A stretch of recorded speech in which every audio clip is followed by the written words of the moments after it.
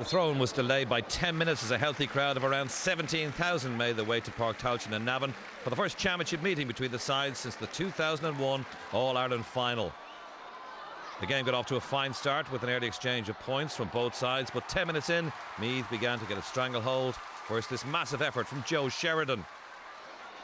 Then, from the resulting kick-out, Seamus Kenny won the breaking ball and set up midfielder Brian Mead to lead the home side 4 points to 2 to the good. Meath piled on the pressure and centre-back Shane McInerney drove through the Galway defence and blasted over with a goal at his mercy. Michael Meehan returning after a lengthy injury was then taken off with what turned out to be a dislocated shoulder. Points from Shane O'Rourke and Stephen Bray put Meath 5 points ahead. But just before half-time, Galway clawed one back through Cormac Ban. Galway up the pace early in the second half, Ban adding a free and this terrific effort to leave 2 points between the sides. Suddenly the home side looked vulnerable as the much lauded Meath forward line kicked some terrible wides and Galway sensed the chance and began to pile on the pressure. The Aces' Porrick Joyce slipping over this effort to close the gap to a point. Shortly afterwards, wing-back Gareth Bradshaw drew the team's level with this fine individual effort. And it got even better 2 minutes later as a fine Galway move ended with this point from the impressive Matthew Clancy to give the Westerners the lead with a little over 5 minutes to go. Meath hadn't scored for 30 minutes of the second half, and with a large home crowd becoming restless, Seamus McEnany emptied his bench and last year's All-Star nominee Graham Riley levelled the match. But Galway answered right back. Some scrappy Meath play around the middle led to cornerback Johnny Dwan slotting over from distance to give the tribesmen the lead back.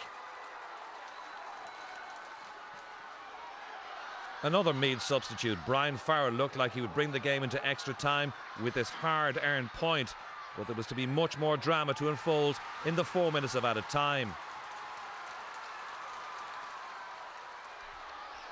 Centre-back Shane McInerney then powered forward, leaving Stephen Bray to put over what eventually would become the winning score and to leave the home crowd in raptures.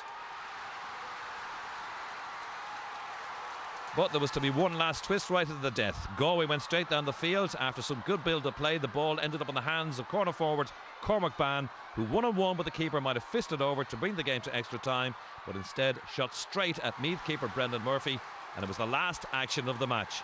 An exciting finish, the home side advance on a scoreline Meath 11 points, Galway 10.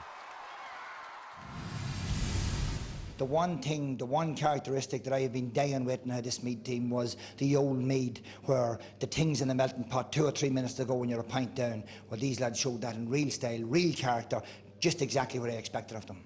You know, we've been hit very much with injuries this year, and we've tried out a new lads and trying to blood new lads, and you know, you can see there was 5 under-21s there today. We had 2 midfielders straight out of minors last year, so I think that is very promising for Galway.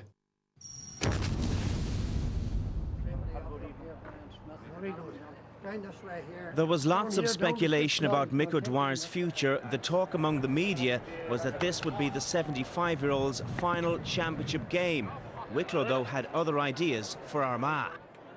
There was lots of local interest in this one, close to 7,000 turned up, and right from the start, Wicklow played the home side off the pitch. Classic stuff from Wicklow, this point from Nicky Myrna, sending them into an early lead. The visitors were stretching the Armagh defence. Leighton Glynn was taking full advantage. This was one of the 3 points he scored in the first half. It was inspired stuff from the Wicklow captain. The Armagh captain made and finished his side's first score. The home support had to wait 18 minutes for Stevie MacDonald's point, but it was a trademark strike from the Kalivi man. James Stafford was outstanding. This sort of fielding ensured his side won the midfield battle, and it was a perfect platform for Leighton Glynn and co to excel. Another point here for Glynn.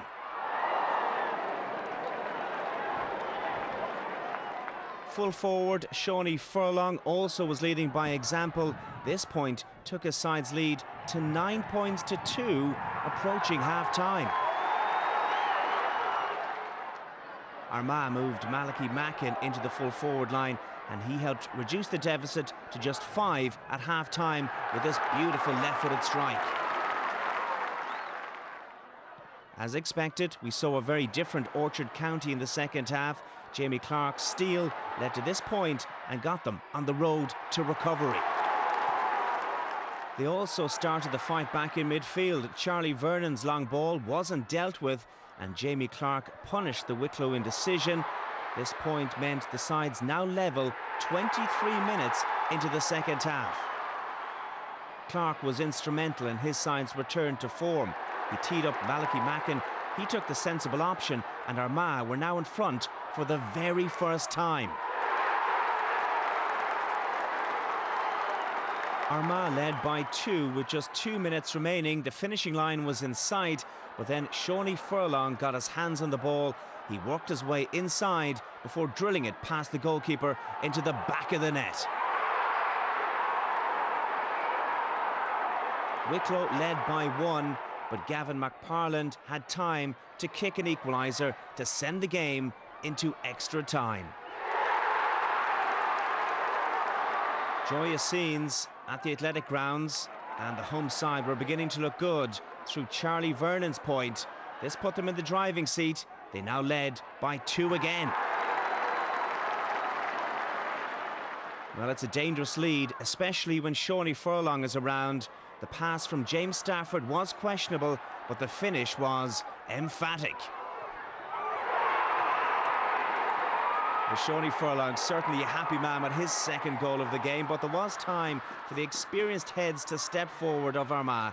Aaron Kernan was their saviour. His late point, one of 3 late scores he got to save their blushes right at the death, and what a fine score it was too from the wing back.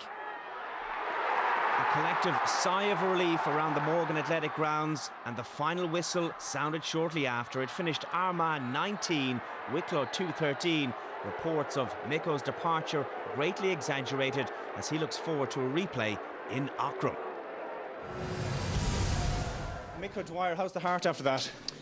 Well, when my heart stood up there today, I'll tell you, it must be pretty good. The men that put in the stints down in Cork did a pretty good job. So I'm going strong at the moment, and I've enjoyed every single moment of it. It was real Gaelic football at its best today. Man for man stuff all the ways. It was an outstanding game, and I think everybody that was there enjoyed every moment of it. So I presume we'll have a big crowd in Aughrim next Saturday. Are you looking forward to it? You can be bloody sure I am. Oh, there's life in the road.